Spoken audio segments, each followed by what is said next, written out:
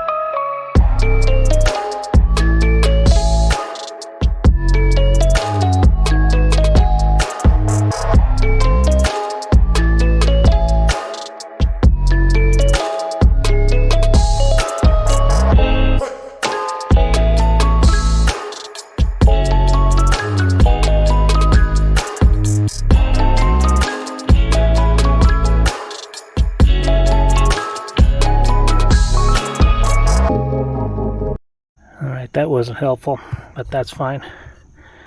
I can figure out, I think I can unscrew that and that, and these things will slide open enough so that I can screw them back. There's fittings on here that are similar to that, but 2 screws. And basically, they probably gave me the chance to replumb this, but I'm gonna not do that if I can avoid it. I'm going to put these in the same spot I've got here, but I've got to be able to get to these Phillips screws right here.